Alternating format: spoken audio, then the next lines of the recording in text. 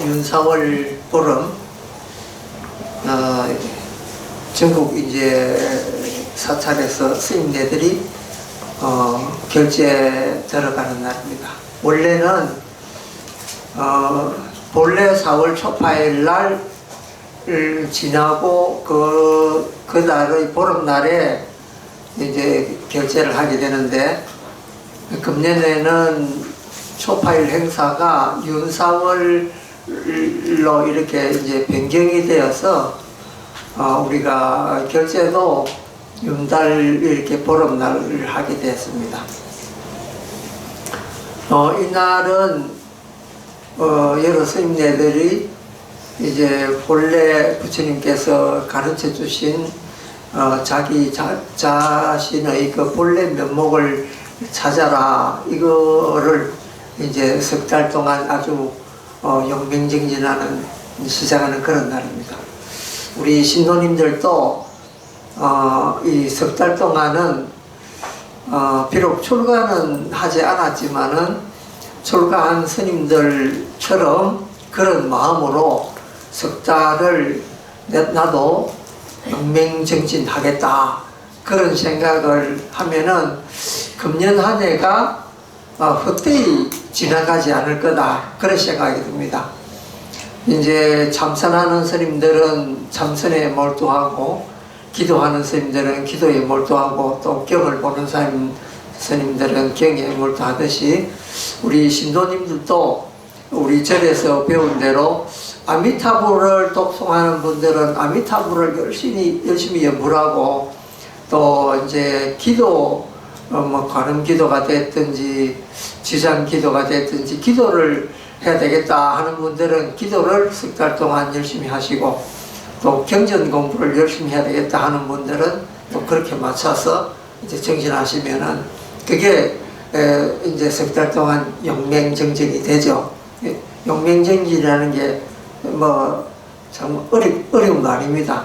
그러니까 밥 안 먹고 잠 안 자고 이런 게 영맹정진이 아니고, 우리가 어느 곳에 있든지 그 공부하려고 하는 생각을 다 이렇게 쥐고 있는 그게 이제 그 영맹정진이죠. 그래서 사실은 이렇게 생각해 보면은 쉬운 것 같지만은 결코 쉬운 것이 아닌 것이 이 공부다, 이렇게 생각하시면 되겠습니다. 부처님께서 도를 깨닫고 난 뒤에 그 지혜의 눈으로 세상의 모든 중생을 바라보니까 이 세상의 모든 중생들이 전부 부처님과 똑같은 성품을 지니고 있더라, 이거를 이제 깨달으셨던 거예요. 우리가 볼 때 저 사람은 성격이 이렇고, 이 사람은 착한 사람이고, 저 사람은 나쁜 사람이고, 어떤 사람은 욕심이 많고, 이래서 이제 분별해서 보지 않습니까? 그런데 그렇게 다양한 사람들도 각각 그 본성은 부처님의 성품과 똑같아라, 이거를 부처님께서 발견을 하신 거예요. 그래서 부처님께서 열반에 되실 때까지 이 사실을 가지고 여러 가지 말씀을 하셨는데, 그 말씀이 오늘날 팔만대장경이더라, 이제 이런 말이죠. 그래서 팔만대장경을 한마디로 이야기하자면은 우리 본래 우리 이 모습이 뭔가, 본래 면목이 뭔가, 이거를 밝히는 것이 바로 이제 팔만대장경이다, 이렇게 말씀드릴 수가 있습니다. 그래서 여러분들이 이 기도하고 연불하고 참선하고 하는 것도 우리 집 잘 되고 행복하기를 바라는데, 그 행복의 근원이 어디 있는가 찾아보면은 바로 이 마음 하나에 들어있다, 이제 이렇게 말할 수 있습니다. 그러니까 마음이야말로 모든 행복의 근원이고, 또 모든 우리가 추구하는 그런 성취하고자 하는 바의 근본이 바로 마음이다, 이렇게 생각하시면 되죠. 오늘이 결제날인 동시에 국가적으로 봐서는 현충일입니다. 현충일은 이 우리나라를 수호하기 위해서 총을 들고 전쟁에 나가서 목숨을 바친 호국 영령들을 기억하고 우리가 그분들을 이렇게 추모하는 그런 날이죠. 근데 이것도 가만히 생각하면 왜 우리가 이런 그 현충일을 기념하고 돌아가신 호국 영령들을 기념하는가 생각해 보면은 아주 오래 전부터 인류에는 전쟁이 있어 왔지만은 특히나 가장 근대에 우리가 최악의 비극이라고 말할 수 있는 동족 상잔인 6.25 사변에 돌아가신 그런 호국 영령들을 기리는 의미가 더 크지요. 그런데 6.25 사변이 왜 일어났는가 이걸 한번 생각해 보십시다. 6.25 사변은 그 공산 이 사상을 가진 사람하고 또 자유 사상을, 그러니까 우리는 자유민주주의를 수호한다 이런 사람들하고 둘이가 싸움을 한 거죠. 같은 동족인데도 서로 생각이 달란 거예요. 그러니까 일제시대가 끝나고 그때 공산주의 사상이 물밑듯이 들어오는데 대한민국, 그때는 이제 이제 대한민국이 수립이 이제 됐지요. 그런데 그때 70%의 우리 한국 사람들이 공산주의 사상에 물들어 있었습니다. 그러니까 엄청난 숫자가 공산주의자였다 이런 말이죠. 어느 정도냐면은 우리 그 일제 시대를 살면서 가장 대표적인 민족 운동을 하신 그 한용운 스님 같은 경우도 옛날에 스님 되기 전에 아들이 하나 있었거든요. 그 아들도 공산주의에 물이 들어가지고 결국은 월북을 했습니다. 그 정도로 민족주의자이셨던 한용운 스님의 아들조차도 그 북한 사상, 즉 말해서 공산주의에 물이 들었으니까 그 당시 아주 수만하게 먹물 좀 먹었다 하는 사람들, 좀 똑똑하다 하는 사람들은 거의 다 그 공산주의 사상을 신봉하고 이랬거든요. 근데 이 공산주의라는 게 이걸 가만 보면은 그 지식인들이 혹할 수밖에 없는 내용을 가지고 있습니다. 그 마르크스라는 사람이 이 자본론이라고 하는 이제 책도 쓰고 또 공산당 선언이라고 하는 책도 쓰고 이래가 그 내용이 보면은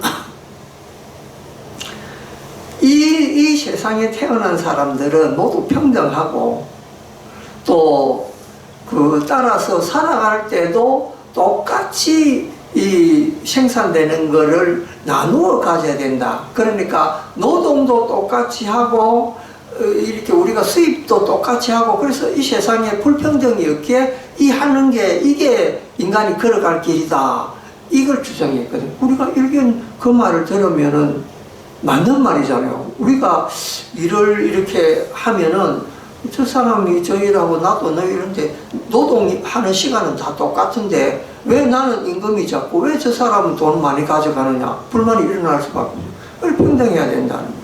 그러니까 또 어떤 사람은 큰 논의 지주가 돼가지고 수학을 농도들 시켜가지고 이제 막 수학 거들고 그 사람은 편하게 이렇게 먹고 사는데 그 소작인들은 그 쥐꼬리만큼 그 소작료 이렇게 받아가지고 그 근본이 입에 불치라고 산다면 그건 불만이 일어날 수밖에 없습니다.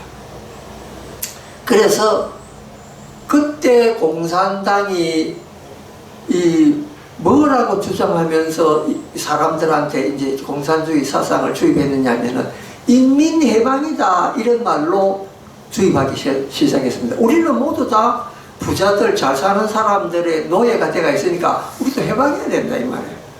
그러니까는 인민해방이라는 말이 너무 매력적으로 들리는 거예요.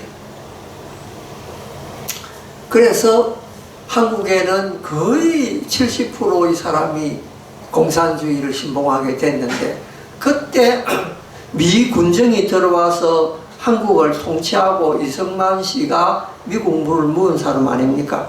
그러니까 미국 물을 묻으면서 자유민주주의 사상을 가지고 있었기 때문에 이 사람이 되면서 그래 이제 주로 남한 쪽은 이 자유민주주의 미국이 통치하고 있었기 때문에 그거 따라갈 수밖에 없죠. 근데 이제 북쪽은 김일성 씨가 이렇게 통치하고 있었기 때문에 그거는 공산주의가 된 거예요. 그래가지고 그때 일본 사람들이 북한에는 그 비료 공장이라든지 아니면 발전소라든지 이런 걸 많이 세워가지고 거기에 그런 엄청난 자원을 이렇게 놔놓고 물러난 거예요. 그러니까 그때 우리가 막 미군정 시작하고 할 때는 북한이 훨씬 잘 살았습니다. 박정희가 이 통치하기 전까지는 1970년대 초까지는 북한이 우리보다 훨씬 잘 살았습니다. 그래서 그건 왜 그러냐면요. 이 일본 사람들이 만주를 정벌하고 중국을 다스리기 위해서 그 가장 가까운 데인 두만강, 압록강에 발전소 시설을 세우고 비료공장 세우고 온갖 걸 거기 다 세워놨는데, 그러니까 그게 고스란히 북한 땅에 있으니까 북한은 그걸로 경제 발전을 할 수밖에 없었다는 거죠. 근데 남한은 그에 비해서 너무 초라하게 살은 거예요. 그런데 문제는 뭐냐면은, 이거는 이제 우리가 항상 이야기하지만 사람들이 말하기는 참 좋아합니다. 그러니까 꿀 빨린 말은 많이 하죠. 이렇게 하면 우리가 잘 살 거다, 어떨 것이다, 이런 말 많이 합니다. 근데 우리는 뭘 보고 그게 진실이냐 아니냐 알 수 있냐면 결과를 보고 알 수가 있습니다. 그 결과가 어디냐? 지금 북한 잘 삽니까? 그리고 인민해방이라고 부르짖는데 북한 그 사람들 해방됐습니까? 인터넷도 제대로 못하고 그 이사도 제대로, 이사의 거주의 자유가 없는 게 북한입니다.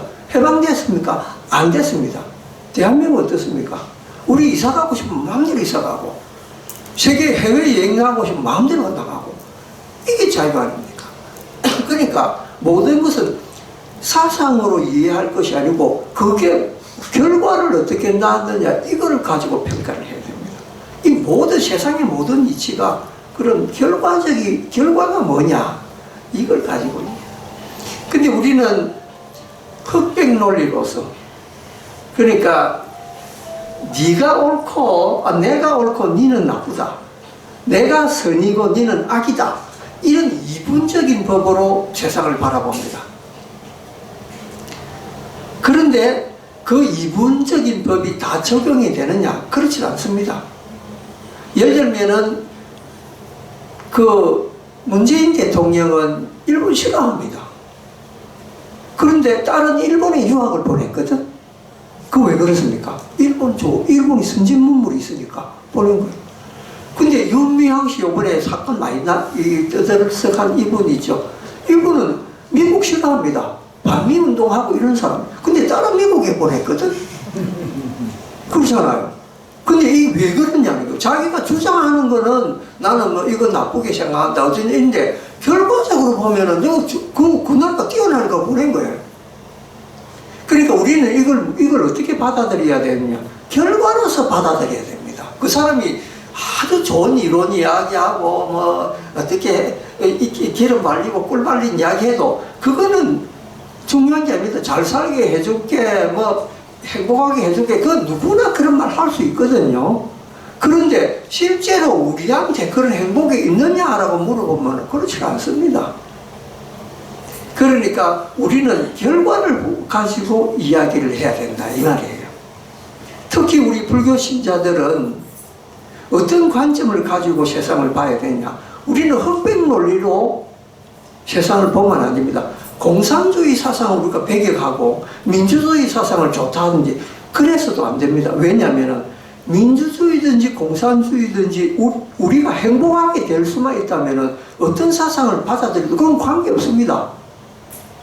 근데 왜 공산주의가 나쁘다는 걸 결과 드러나느냐? 공산주의를 채택한 나라가 행복한 나라가 있느냐? 없다는 거죠.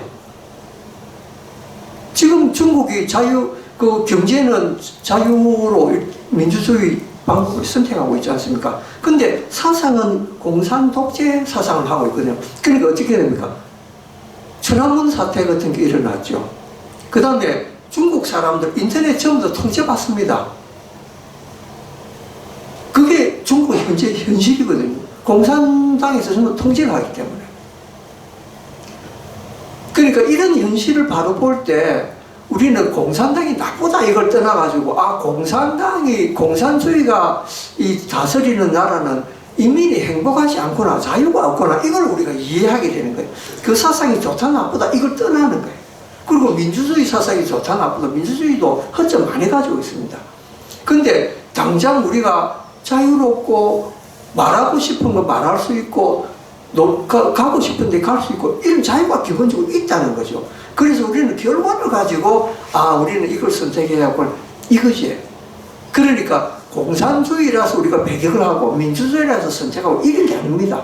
우리 불자들은 그런 흑백 논리를 떠나가 행복한 지구를 만들고 중생이 행복하면 우리도 행복하다. 이거잖아요. 유마구사가 한 말이 있잖아요. 중생이 병들었기 때문에 나도 병들었다. 그러면 중생이 유마구사가 병이 나려면 어찌해야 됩니까? 중생이 병이 나으면 나도 병이 나는다. 이거잖아요. 그러니까 그 병 고치는 방법은 동양의학인 침으로 치료를 하든지 서양의학인 약으로 치료하든지 그건 무슨 관계 있습니까? 병만 나오면 되는 거지. 그러니까 중요한 것은 팩트다 이 말이에요. 그리고 우리는 이 팩트라고 하는 정말에서 결과라는 거 하는 거를 이걸 중시해야 될 필요가 있습니다. 근데 우리 불교인들은 어떤 어떤 마음을 가지고 이걸 바라봐야 되느냐. 시작도 좋고 중간도 좋고 끝도 좋은 거 이것이 중생을 행복하게 해주는 거다. 이게 우리 부처님 가르침이죠. 그래서 이 보면은 이제 우리가 어떤 일을 시작할 때 다른 사람이 어떻게 했는가 봅니다. 저 사람이 시작할 때와 중간과 과정 그 결론이 과연 행복하고 즐거웠느냐 이걸 바라봅니다. 저 사람 즐거운 그런 삶을 가지고 있구나. 그럼 우리도 저런 생각을 해야 되겠다. 이래서 이제 그걸 가지고 또 공부를 하게 됩니다. 그래서 우리 불교 신자들은 과정과 결과가 모두 중요한 것을 중시 여기고 어떤 사상이니 어떤 이데올로기니 이런 거는 결국 중요한 것이 아니다는 거죠. 결국 인간이 행복하게 되는 것, 중생 모두 문자 그대로 해방되는 것, 이게 불교의 목적이라는 거예요. 그런데 우리 마음속에 가지고 있는 악이라고 하는 게 있습니다. 이게 무슨 말이냐면요, 악의 보편성이라고 하는 말이 한때 유행을 했습니다. 1960년도 초에 악의 보편성이란 말이 전 세계에 이렇게 퍼진 그런 단어가 있습니다. 악이 우리 마음속에 보편화되어 있다 이런 뜻입니다. 근데 이게 무슨 말이냐면요, 2차 대전 때 독일의 히틀러가 유태인들을 갖다가 한 600만 명을 아우슈비츠 감옥에 넣어가지고 다 죽여버렸잖아요. 그리고 그때 집시들이라든지 이런 몸에 병이 많은 사람들이 이런 사람들 모두 가다가지고 다 죽여버렸어요. 그런데 히틀러는 명령을 내리죠. 유태인들을 잡아가지고 다 죽여버려라. 그런데 그 사람이 명령을 내렸으면 그 일을 수행하는 사람이 있을 거 아닙니까? 그 일을 해주는 사람이 있어요. 근데 그거를 유럽에 있는 모든 유태인들을 잡아가지고 그 감옥에 잡아놓은 총책임자가 있습니다. 칼 아돌프 아이히만이라고 하는 유명한 사람이 하나 있습니다. 이 사람은 아주 하위 계급 병사로 들어갔다가 나중에 일을 잘해가지고 그 히틀러 아래에서 유태인들을 잡아가지고 감옥에 가도록 총책임자가 됩니다. 그러니까 이 사람이 하는 일은 감옥 안에 내부 살펴보고 어떤 사람을 감옥에 넣어가지고 가스실로 보내가 죽여야 되는가 이런 거 검사하고, 그러니까 전 유럽에 명령을 내려가지고 유태인이라고 하는 사람들이 전부 색출해가지고 그 캠프로 보내고 그 감옥으로 보내고 이런 일을 그 사람이 직접 명령을 하고 그 이제 그 일을 수행을 한 거죠. 그거 다 히틀러가 해라 해가지고 그 일을 했던 거예요. 그런데 이제 전쟁이 끝나고 히틀러는 자살하고 그 히틀러 밑에 있던 1급의 전쟁 범인들 있잖아요. 이 1급의 전쟁 범인들이 모두 법정에 세워져 가지고 사형을 받았습니다. 그런데 이 아이히만이라고 하는 그 유태인들을 600만 명이나 죽인 제1급의 그 전쟁 그 범죄자는 이름을 바꿔가지고 아르헨티나로 도망을 갑니다. 도망을 가가지고 거기서 그 1960년대 잡힐 때까지 아르헨티나에 숨어 살은 거예요. 그런데 이제 이스라엘이 나라가 건립이 되고 거기 살던 유태인들이 1급 이 범인인 이 아이히만을 잡아야 된다. 이제 이래 된 거예요. 그래가지고 이 전 세계에 어디에 숨어 있는가 하고 그 이제 첩보하는 사람들을 싹 풀어가지고 결국은 그 사람을 찾아냅니다. 찾아내가지고 그 예루살렘의 법정에 세우게 됩니다. 재판을 하게 되는 거죠. 그래서 재판할 때 이제 이 독일에서 학자 한 사람을 파견을 합니다. 그 재판 과정을 기록을 해가지고 시민들이 알려다오. 이래서 한나 아렌트라고 하는 그 철학자를 갖다가 파견을 합니다. 이 안나 아렌트가 이제 그 독일 법정에 그 이스라엘 법정에 와가지고 그 아이히만이 처음부터 끝까지 그 받는 이 과정을 쫙 기록을 해가지고 시민들한테 알립니다. 그 시민들이 그 내용을 보니까 야 이런 범죄자가 이런 식으로 자기 변호를 하는구나 하고 이제 보게 됐죠. 그러니까 이게 이슈가 돼가지고 전 세계에서 학자들이 막 들고 일어나고 전 세계 지식인들이 막 그게 관심을 가지고 이게 어찌 되는 건가 하고 결말을 궁금해 한 거죠. 그런데 아이히만이 뭐라고 법정에서 변명을 하냐면요. 나는 죄 없다. 이렇게 이야기합니다. 600만 명이나 죽인 이 아이히만이 자기는 죄가 없다는 거예요. 그럼 왜 죄가 없느냐? 이렇게 물어보니까 나는 명령에 의해서 유태인들을 죽였을 뿐이지 내가 죽이고 싶어서 죽인 건 아니다는 거예요. 히틀러가 명령하고 나는 나라에 충성하는 사람이기 때문에 그래서 나는 죽였다. 내가 무슨 죄가 있노?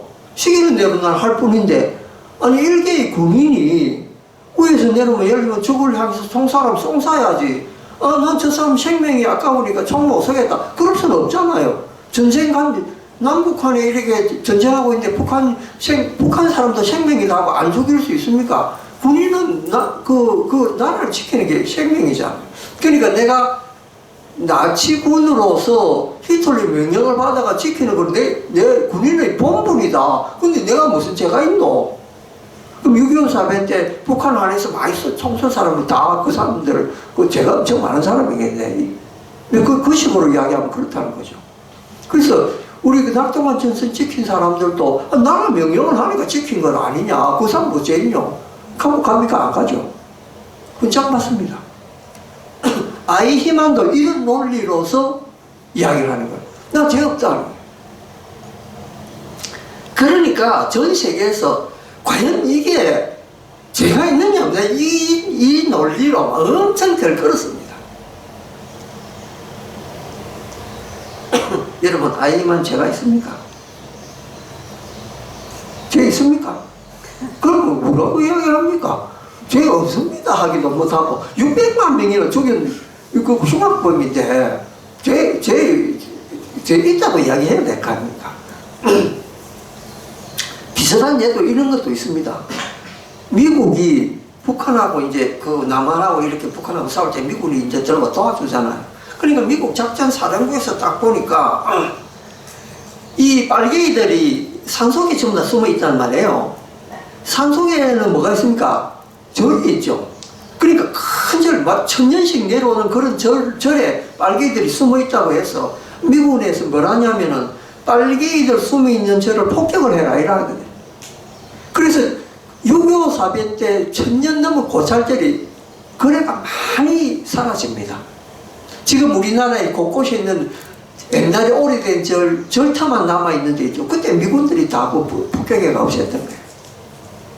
그런데 아주 중요한 지령이 하나 내려옵니다. 이게 뭐냐면 합천 해인사를 폭격해라. 합천 해인사가 어떤 절입니까? 고려에 그 몽고하고 항전하면서 우리가 그 민족 정신을 살리기 위해서 8만 대장경을 그 모시는 절 아닙니까? 그 절을 폭격해라는 거죠. 8만 대장경이야말로 석굴암 부처님과 더불어서 우리 민족이 자랑하는 그런 큰 보물입니다. 8만 대장경이 없으면은 우리가 어떻게 큰 소리 칩니까? 다른 나라. 우리가 어떻게 문화민족이라고 이야기합니까? 그럴 수 없는 거예요. 그래서 한국인 이제 공군 조정사한테 지령을 내립니다. 가 폭격해라. 그래서 이제 이 비행기가 한 대 가는 게 아니잖아요. 여러 대 가잖아요. 해인사를 폭격하려고 비행기가 쫙 날아가는데 거기에 대장이 한 분 있었어요. 이 대장이 자기가 아무리 생각해도 이 민족의 우리 민족의 유산인 이 8만 대장경을 모신 해인사를 폭격한다는 거는 그 도저히 자기 양심에 안 되는 거예요. 그래서 같이 가던 이제 조종사단에 명령을 내는 거야. 나 이거 폭격 못 하겠다. 다른 데 폭격하고 해인사는 그대로 살려두자. 이래가지고 다른 데 폭격하고 그 사람의 그 기지로 해인사가 살아남은 거야. 근데 군의 입장에서 보면 그 사람 명령을 어긴 사람이에요. 명령을 어긴 사람은 어찌 됩니까? 응당 조치를 받아야죠. 처벌을 받아야 됩니다. 근데 그 사람의 고집 때문에 명령이 내려왔는데도 안 돼. 우리나라 민족의 보물이야. 명령 어긴 거예요. 그분요, 해마다 해인사에서 제사 지내줍니다. 그러니까는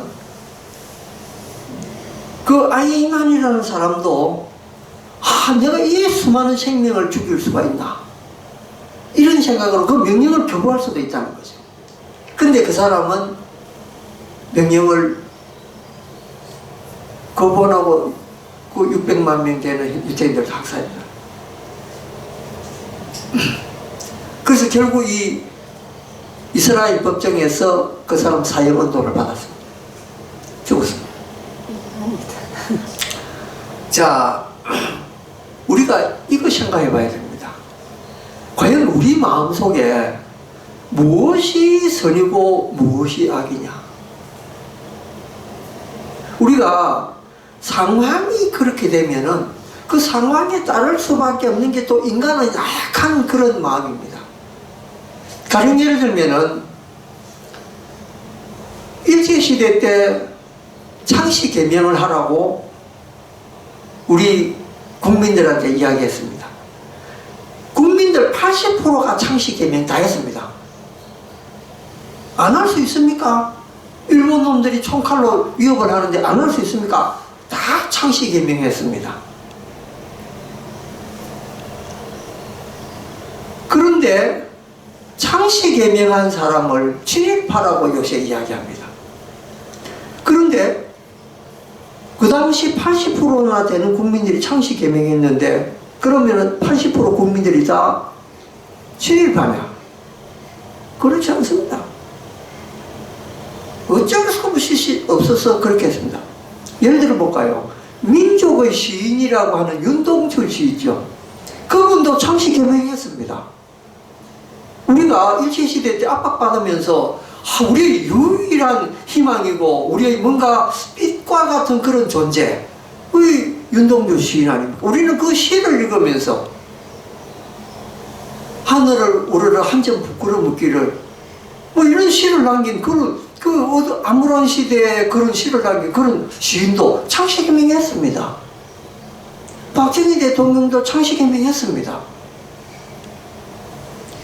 그럼 우리나라 민주화를 이루었다는 그 김대중 씨는 어때? 창씨개명했습니다. 당연합니다. 도요타 다이주, 이게 김대중 선생의 창씨개명한 이름입니다. 그런데 어떻게 창씨개명을 한 사람들을 7.18하고 이야기할 수 있습니까? 그거는 시대가 그렇게 만드는 비극이죠. 우리가 그거를 제대로 볼 줄 알아야 돼요. 그거를 우리는 뭐라 하냐? 지혜의 눈이라고. 그러니까 이야기만 듣고 그건 나쁜 사람들이더라 이런 게 아니고 왜 그런가 하고 근본을 따지고 들어가 봐야 그런 게 왜 그렇게 그런 일이 발생했는가 이걸 우리가 진실을 알게 되는 거죠. 그만큼 우리가 바로 볼 줄 아는 거 이게 굉장히 중요하다는 거예요. 우리 모든 마음은 하나입니다. 우리 모두 다 악한 사람, 좋은 사람 관계없이 다 마음은 하나예요. 똑같은 마음. 아프면 찌르면 아프고 배부르면 행복하고 뭐 그렇습니다. 마음 똑같거든요. 그런데 어떤 사람 마음 쓰는 거 보면 조금 악하겠습니다. 뭐 용서해 줄 것도 용서 안 하고 끝까지 덤비고 그런 사람 애먹이는 사람이 있습니다. 또 어떤 사람은 정말로 법이 없어도 살 만큼 선한 사람이 있습니다. 그래서 옛날 사람들은 뭐냐, 순자 같은 사람, 순자는 이순자를 말하는 게 아닙니다. 옛날에 공자, 맹자하고 자자 붙은 사람들 있잖아요. 그 중에 순자라는 사람이 있었거든요. 그 사람은 뭘 주장하느냐면요, 인간은 본래부터 악하다 이렇게 이야기합니다. 그런데 악하게 태어났는데 교육을 통해서 우리는 개선할 수가 있다, 착하게 변할 수 있다, 이걸 주장하는 거예요. 그런데 맹자라고 하는 사람 있잖아요. 맹자라는 사람은 뭐냐면 아니다, 인간이라고 하는 태어날 때부터 선하게 태어났다 이렇게 이야기합니다. 그걸 성악설이라고 우리 보통 이야기하죠. 성선설, 성악설 이렇게 이야기하잖아요. 그러니까 이제 순자하고 그 맹자하고는 반대되는 생각을 해요.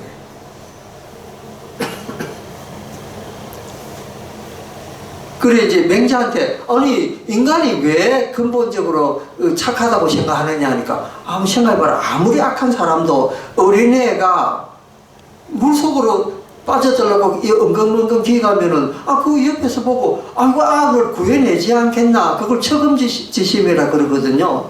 맹자는 그 처금지심이 누구나 다 있으니까 그 인간은 근본적으로 선한 사람이다 이렇게 이야기합니다. 그래서 사람은 이제 이걸 흑백논리로 보잖아요. 과연 선할까? 과연 악할까? 이 두 가지를 봅니다. 그죠? 여러분들은 어느 쪽에 씁니까? 악하다고 씁니다. 근데 불교 신자들은 생각을 다르게 해야 됩니다. 선한 것도 아니고 악한 것도 아니다. 우리는 이렇게 봅니다. 자, 이 논리가 앞에서 제가 이야기했던 그 논리하고도 공산주의냐 민주주의냐 이거 아무것도 아니라는 거예요. 이 두 가지 다 아니고 인간을 행복하게 하는 게 우리는 그걸 선택한다는 거죠. 성악도 아니고 성설도 아니고 그건 뭐냐, 인간의 마음이라고 하는 것은 환경에 의해서 지배하고 교육에 의해서 지배된다. 이게 불교 가르침입니다. 그걸 뭐라 합니까? 연기론이라고 부릅니다. 제가 이 법상에 올라오면은 연기론 정말 중요하다 이야기 늘 하잖아요. 이런 겁니다. 이렇게 세상을 보는 척도와 관점이 연기론으로 딱 돼 있을 때는 그런 모든 세상의 이론들을 그걸로 다 타파하게 됩니다. 이것이냐 저것이냐가 아니고 이것도 안 하고 저것도 안 하고 중도를 간다. 이게 부처님의 가르침이거든요. 그러면서 분쟁이 없게 하는 것, 그걸 말합니까? 화쟁이라고 부릅니다. 원효 스님 화쟁 사상 있잖아요. 그거 어디서 나왔습니까? 바로 이 연기론에서 나온 거예요. 그래서 불교의 모토는 뭐냐면요, 화쟁입니다. 모두 화하는 것. 얼마나 중요한 생각입니까? 그런데 우리는 아직까지도 좌판이, 우판이, 지본이, 보순이 이걸로 싸우고 있는 거예요. 근데 그 사람들 왜 그렇습니까? 대한민국 국회의원 한 70%가 기독교인입니다. 기독교의 논리라고 하는 것은 흑백, 선악, 하나님과 루시퍼, 그러니까 선과 악의 대결, 이걸 하나 이렇게 생각하거든요. 이분법인 잣대를 늘 들이대고 있습니다. 넌 어느 쪽이냐? 그래서 이 선악법을 해결할 수 있는 이 사상은 뭐냐? 부처님 법밖에 없다는 거예요. 이 중도 연기론, 이것만이 이 세상의 모든 갈등과 이런 고통들을 해결할 수가 있습니다. 그러니까 부처님 사상이 위대하다. 부처님께서 이런 말씀하십니다. 우리 중생의 마음은 하나라는 거예요. 하나인데 까딱 잘못하면은 이 마음을 좀 밝은 쪽으로 가지잖아요. 그 들어가는 문을 뭐라고 부르면 진여문이라고 부릅니다. 진여는 뭡니까? 진리란 뜻 아닙니까? 진리에 다가가는 문이다. 또 하나 반대되는 문이 있습니다. 그걸 생멸문이라고 해요. 생멸문이 뭡니까? 죽고 나고 죽고 하는 그런 문이죠. 마음 하나에서 진여문과 생멸문이 두 가지로 갈리게 된 거예요. 그 마음 작용 잘못 쓰는 바람에 생멸로 가게 되고, 마음 작용 잘 쓰게 밝고 맑게 쓰게 되면은 진여문으로 가게 돼요. 이게 부처님 가르쳐요. 그러면은 우리가 뭘 다스려야 되겠습니까? 요 마음, 한 마음, 그걸 일심이라 그러잖아요. 그 일심만 잘 다스리면은 뭐가 됩니까? 우리 행복의 길로 가게 돼 있다. 행복이란 말이 불교 용어로 뭡니까? 열반 아닙니까? 열반. 열반은 모든 불씨가 꺼진 상태, 정말해서 고요해서 모든 번뇌가 없는 상태, 탐진치 삼독이 사라진 상태, 이거를 우리는 니르바나라고 부르잖아요. 열반이라고 부르잖아요. 그럼 이 열반은 어떻게 들어갑니까? 일심을 통해서 들어가는 거라 이 말이에요. 그러니까 화쟁을 통해서 들어가는 것이 이게 불법이라는 거예요.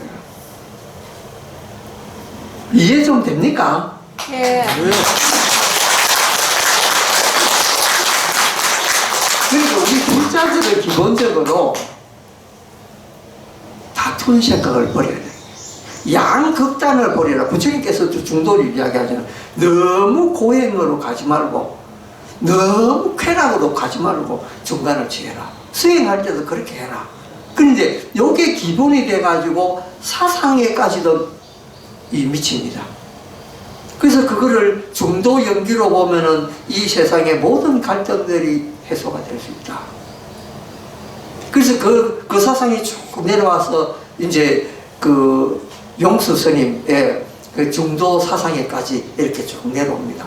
근대에 와서는 성설 스님도 그 중도 사상을 엄청 많이 또 말씀하셨죠.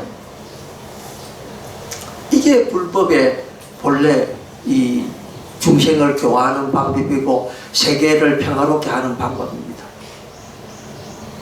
그런데 서방의 세계에서는 끊임없이 이 싸움을 일으키고 있습니다. 지금도 종교 간의 갈등, 계층 간의 갈등이 많이 일어나고 있습니다. 이번에 우리가 보시다시피 흑인 한 사람 경찰관에 의해 가지고 전 세계에서 인종차별 없애자고 이야기하고 있지 않습니까? 인종차별 왜 일어납니까? 그 백인들은 좋고 흑인은 나쁘고 요런 생각에서 그것도 이분법인 생각이잖아요. 그럼 우리 불교 신자는 어떻게 봅니까? 백인이나 흑인이나 인간 마음은 똑같아 이렇게 보는 거예요. 그래서 차이가 있잖아요. 너희는 백인이고 우리는 백인이고 너희는 흑인이니까 너희들은 우리보다 좀 하열한 인종들이다. 우리 동양 사람들 미국 가보세요. 아주 너나로 봅니다.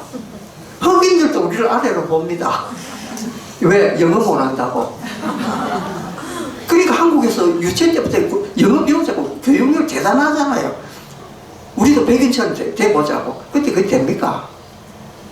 그런데 한국 사람하고 일본 사람하고 미국까지 누가 존중받습니까? 일본 사람 존경받습니다. 근데 일본 사람 영어 할 줄 아냐? 일본 사람 영어 못합니다. 발음이 안 돼요. 한국 사람 발음 잘하면 내가 잘 걸리거든. 다 안 돼요. 근데 한국 사람 존경 못 받습니다. 왜? 일본보다 자존심이 없다 생각하는 거예요. 그러니까 정말 진정한 그 나라가 우뚝 서려면요, 자기 자존심 딱 살리고. 일본이 뭐라고 생각하냐면 황혼양제. 황혼양제가 뭔지입니까? 혼은 일본 거 가지고 있고 기술은 미국 거 가져온다, 이런 뜻이거든. 우리는 기술도 미국 거 가져오고 정신도 미국 거 가져온다. 70%가 기독교인이잖아요. 미국 거 가져온다. 일본 사람들 영리합니다. 정신은 우리 일본 거 하겠다는 거죠. 교토에 가면은 저렇게 3,000개가 넘습니다. 그 조그만 도시에. 그러니까 우리가 정신을 어떻게 지키느냐. 왜냐하면 거기에 위대한 사상이 있기 때문에 그렇죠. 서양 사람들이 왜 뛰어난 나사의 과학자들이 왜 불교 신자 됩니까? 왜 아인슈타인이 기독교보다 불교를 더 좋아했느냐? 왜 스티븐 호킹 박사가 그 내용이 불교하고 가까우느냐? 불교는 기독교처럼 이분비협이 아니고 문제를 해결할 수 있는 근본 열쇠를 가지고 있습니다. 그러니까 미국이 잘 산다고 해서 기독교 때문에 잘 사는 건 아닙니다. 기독교와 싸워온 과학자들이 그 밑에 있었기 때문에 그게 미국을 잘 살게 한 거거든요. 합리적인 사고, 이게 미국 사람들이 잘 살게 된 원인입니다. 종교 때문에 그런 건 아닙니다. 우리가 불자로서 불자의 자존심을 가지고 미국의 합리적인 사고와 기술을 가져오면은 한국 잘 삽니다. 잘 살 수 있습니다. 일본 넘어갈 수 있습니다. 그 길이 뭡니까? 일본 물건을 안 사고 일본을 묘가는 게 그게 그 길입니까? 그게 아닙니다. 일본보다 더 매너 있고 일본보다 더 잘 살면은 우리 일본 이깁니다. 이건 모르거든요. 근데 이거를 가르쳐야 되는데 일본 놈들 나쁘다, 일본 물건을 불매하자, 이런 거 자꾸 부추기잖아요. 매스컴에도 그렇고 다 부추기. 그러면 일본에 무슨 생각합니까? 이 반일 감정만 생기는 거래. 일본 놈은 나쁜 놈들이다.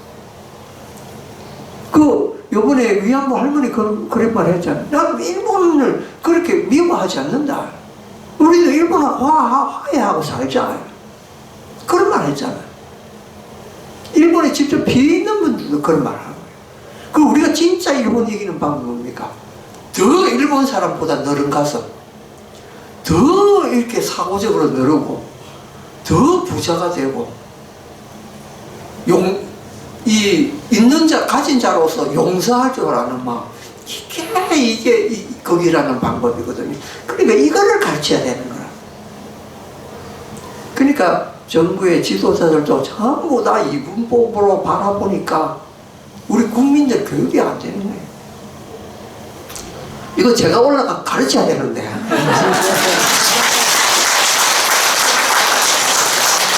어쨌든 간에 여러분들도 집에 가셔서 자제분들한테도 오늘 이렇게 들었던 법문 아주 잘 기억하셨다가 우리는 이렇게 해야 이 법 이길 수 있고 우리는 이래야 선진국 될 수 있다.